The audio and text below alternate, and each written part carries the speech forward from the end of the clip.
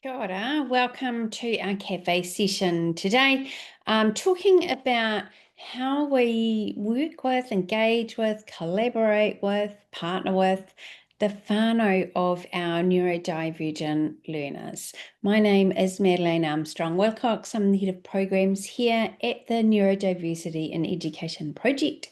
We operate the Building a Neuro-Inclusive School Network of Expertise that is kindly funded by the Ministry of Education to provide you with these opportunities to learn more about supporting our neurodivergent learners in our schools. A karakia as we begin tū taua mai I runga, tū taua mai I raro, tū taua mai I roto, tū taua mai I waho. Kia tau ai, te mauri tū, te mauri ora, ki te katoa, haumi e hui e, tai ki e. Welcome everyone from wherever you are and at whatever point you are catching up with this session. So in this session, we're going to be combining the things that we know, and I invite you to add what you know as well. You know your community, you know your context. We're going to share some of the things that we have heard in engaging with whānau, but we invite you to really bring your expertise to this table as well. We're going to look at a lot of different examples of effective practice in this area. There is never one right way, but there are ways that are better. We're going to think about how neurodivergence shows up in our whānau, not just in that learner. I think that's really important. And we're going to consider the ways that we communicate. So there's a whole lot going on in this session. So let's start with some of the things we hear from whānau as well as from teachers themselves. So for context, our project also runs Mind Plus programs that are for neurodivergent students. As the head of programs, I get to hear from families as well as from teachers. So I have those two sets of voices often. Some of the difficulties that we hear from teachers and from whānau themselves is that sometimes our families bring with them their frustrations with schooling. Which I know that we understand from a teaching perspective, but it's really interesting to listen to and really lean in to the frustrations that families bring with them.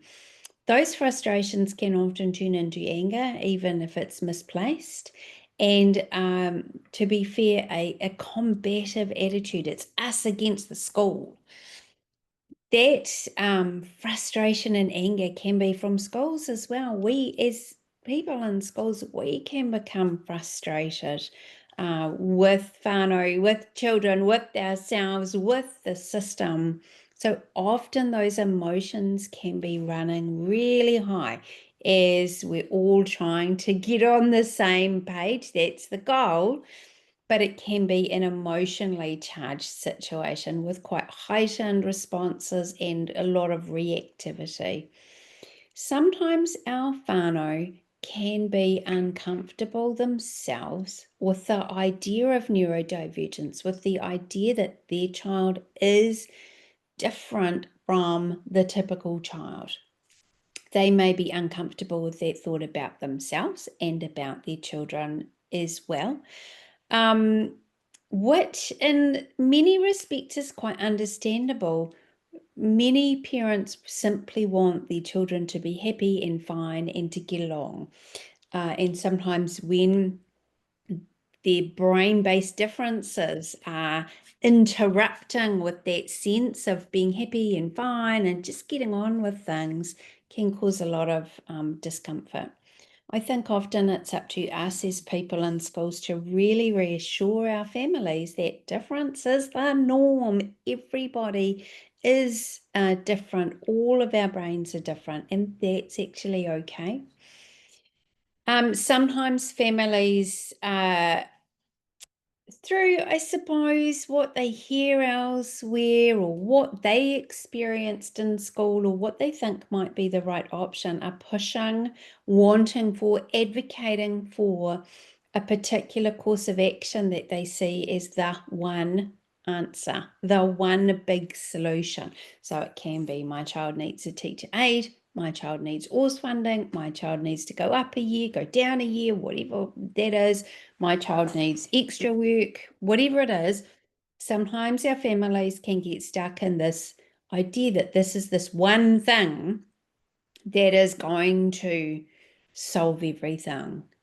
And that can be quite frustrating from a school perspective, because sometimes we see the bigger picture. We know there are lots of moving parts, and we know there are different things and different opportunities. I was once in a large parent meeting, probably close to 100 parents, and there was a lot of talk of teacher aides being primo. This is what we really want. Our child needs a teacher aide. They need a person beside them all the time to support them. We know as schools that that's not quite realistic, and it's often not the answer. It might be part of the picture. So that different perspectives often that families bring and schools bring, and often those perspectives just, they don't meet, they don't work together. It's not to say one perspective is right or wrong, it's just there's no kind of common ground. And I invite you to think about the frustrations you hear from families, and also the frustrations you might feel within a school when you're working with whānau of neurodivergent learners. So do take a moment and reflect on your own experiences. We know that families have told us about the stress that they experience in navigating an unknown system, a school system that may not fit their experiences of school and may not fit what they think that their child needs or what they know that their child needs. And that we can summarize that as psychosocial stress. We can also look at the way that families can often bring predictive stress. So maybe at the start of the school year, when you're doing your sort of typical meet and greet type activities, families can be stressed in advance about how the year might play out. And then looking back as well, for families where things are not going right or not going as they would like to, people often talk about that being a traumatic experience, and that accumulates over time. So by the time maybe the child is in the senior end of high school, a family has experienced what they might describe as cumulative trauma through the education system. Again, I invite you to try and kind of summarize and synthesize the experiences that you've heard, the experiences that you've had. See if you can dial it down to some kind of key ideas for yourself or your team or whoever you are working with. I think it is so important for us as educators not to dismiss those experiences of our whānau, even if we don't agree with them. It's so important that we honour that lived experience and that we respond with curiosity and not judgment. That when a parent comes to us and this is not working and I need this, that and the other, and that you might feel you're being put upon or demands are being made of you, that you just respond with curiosity. Tell me more. Let's explore this. What do you mean by that? How does that look for you? Really try and understand the whānau perspective or perspectives, because often there's more than one, rather than kind of taking the words literally. Classic example in a particular type of neurodivergence. So we talk about our gifted kids, parents will often come and say, oh, my child is finding school really boring. Okay, I know that as a young teacher, I would just feel really bristly hearing that, and it was really uncomfortable. But if we actually explore, what does that mean for your child? How does that show up for your child? What do you think boring means to them? Let's really explore what that might mean. So responding with curiosity helps you to really work out what is going on rather than just hearing a word. We also need to think about the patterns that we are hearing if we are in any kind of leadership position or learning support coordinator, SENCO, RTLB, etc. What are the patterns we are hearing? What are the things in common? Because that can give us really good information at that higher level, not just the one classroom, one teacher, but at that bigger level, we can find the patterns and then start to kind of unpack some of those bigger changes we might be able to put in place.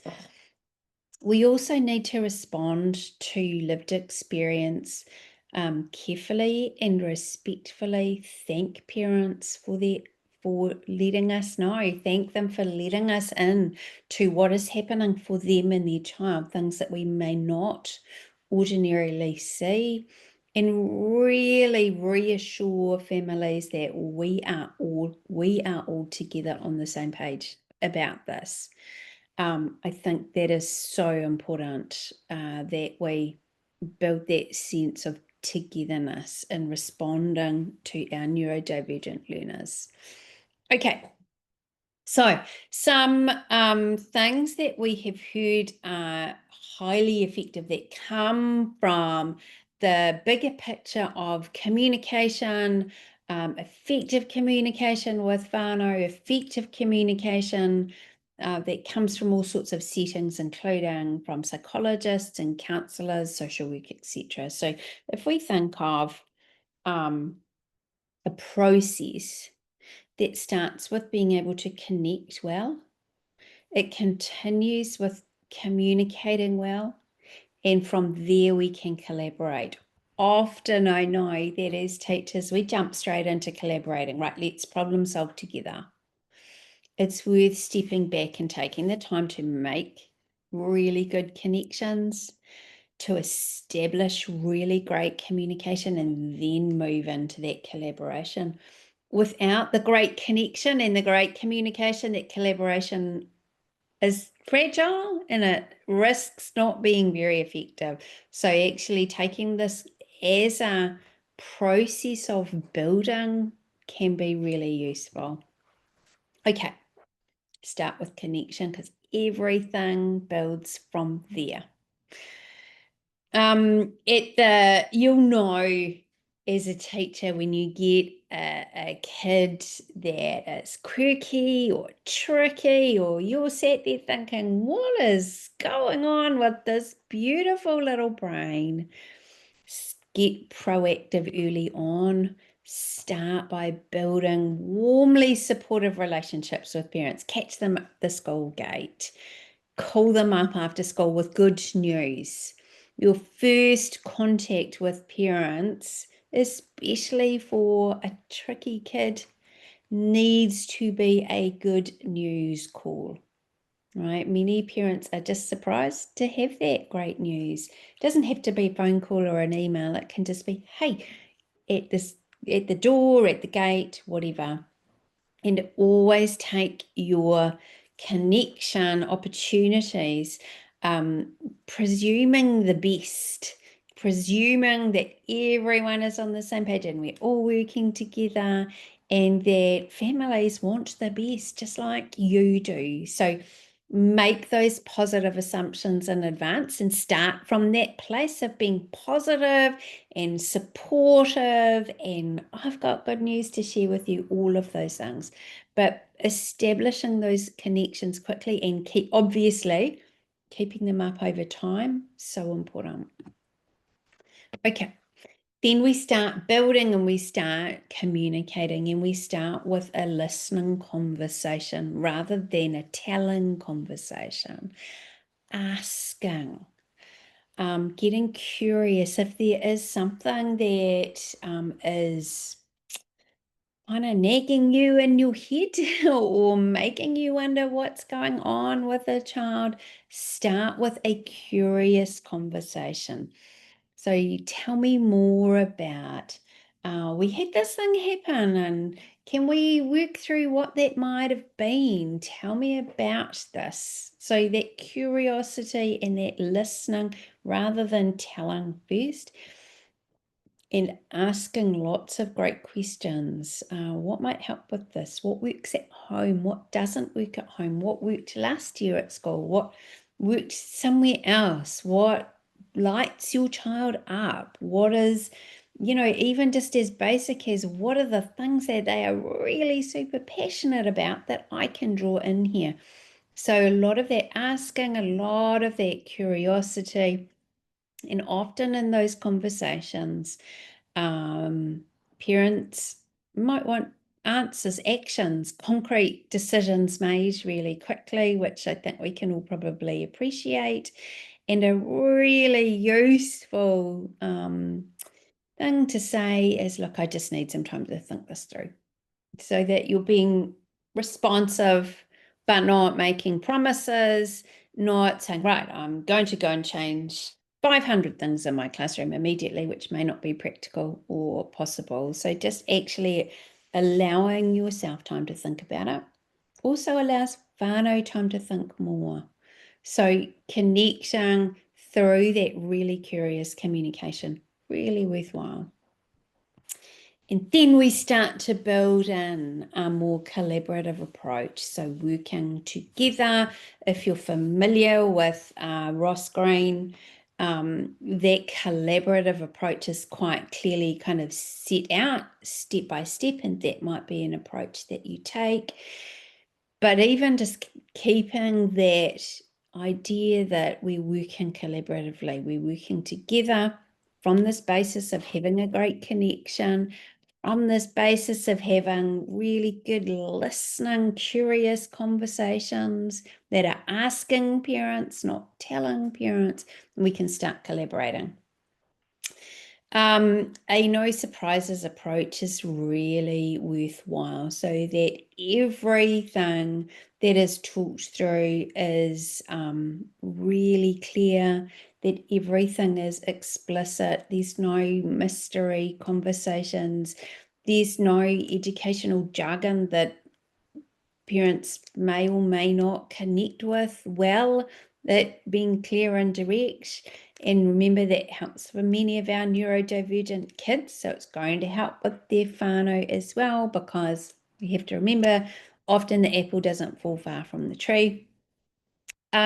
Make sure that key information, if you are sharing information in that collaborative process, make sure that it's repeated or rephrased or reshared in a way that works for that family.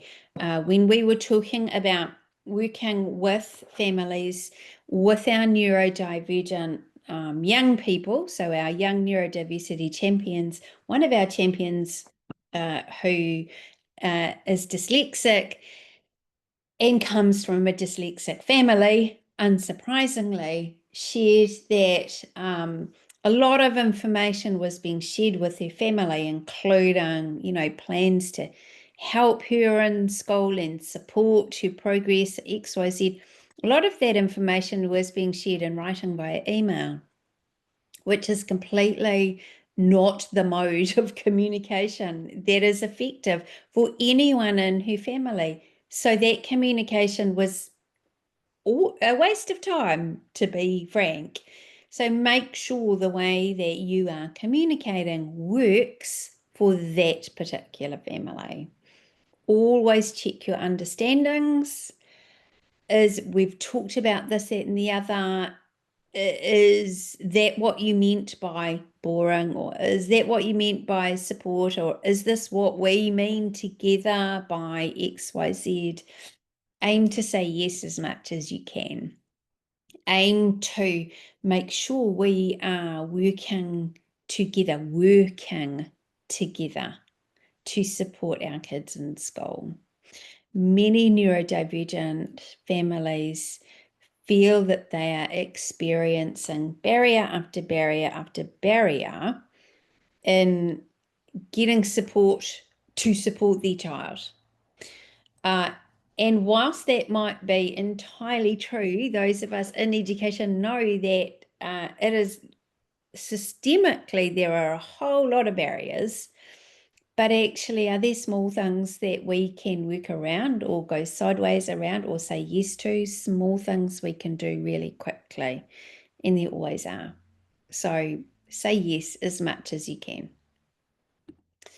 Okay, and I want to introduce you to a fantastic practical communication strategy for tricky conversation, and it's called OARS. And it just starts by asking open questions, affirming the answers. So it could be, tell me about something that is fantastic about your child. I heard you say that da da da da da is fantastic about your child. So just reflecting that back, affirming what parents have told you. Affirming strengths is so important in any conversation that you had. I love the way you recognize those fantastic interests. So really just peel out those strengths, just like we do for kids, peel out those tiny strengths that we're noticing and reflect them back. Make sure you are always doing that reflecting back. I heard you say that. Is that correct? Right, is another good tag on to that reflecting back. And make sure that conversations are wrapped up, summarized well. Okay, what we've landed on is XYZ. Is that good with you? Is that accurate? Do you feel like we've covered that? So if you're building these oars, which is a different oars, into your communication with whānau, it's a really great way of making sure that conversations work really well for all concerned. Okay.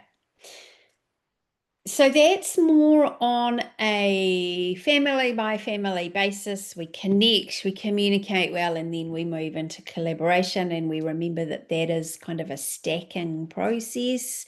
One won't work without the other being in place. But in a bigger picture, as a school community, building your neuro-inclusive community, connecting parents together is so incredibly important. One of the things we hear a lot from parents of neurodivergent learners is that they feel isolated as parents. They don't feel like they have a like-minded community of their own to chat with, to grumble with, to celebrate with.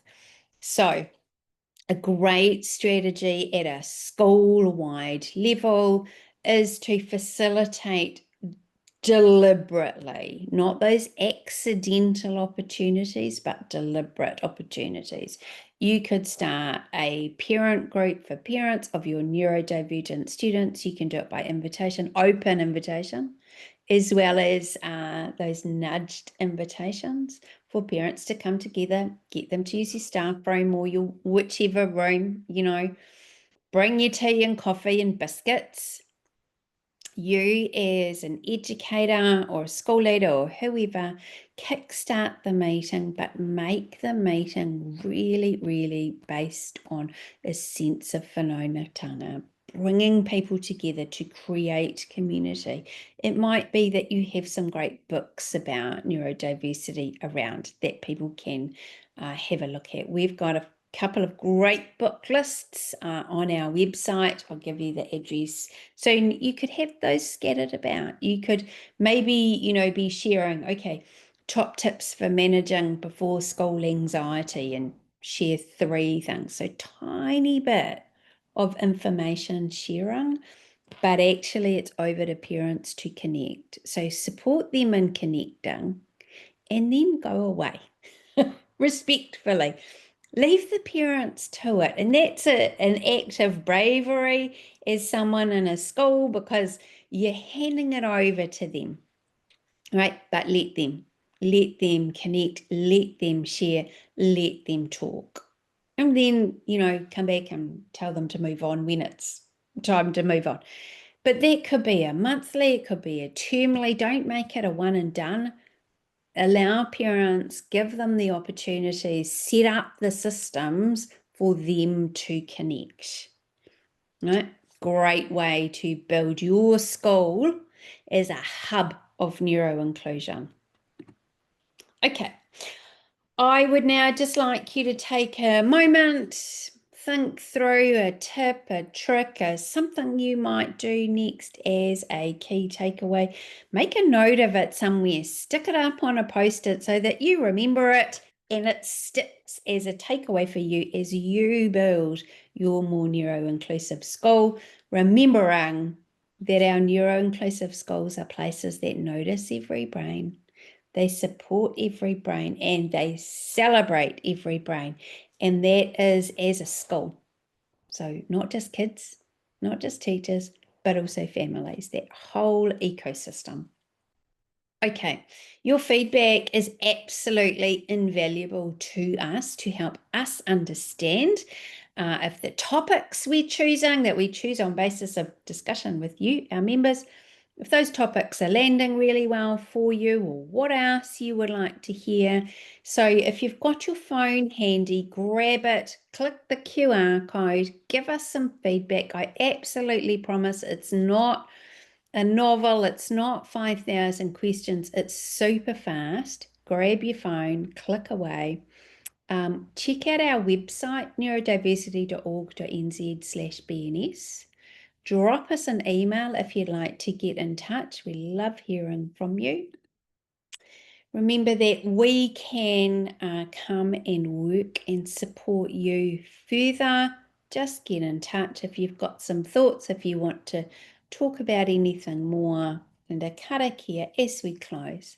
Ko mutu a mātou mahi mō tēnei wā. Mana kitea mai mā katoa o mātou hoa o mātou whānau ao ki te aorangi. Our work here is done. Thank you so much for joining me, and I hope you have come away with some tips and tricks or some thoughts and reflections for working with whānau of your neurodivergent learners. Thanks so much, everyone. Bye-bye.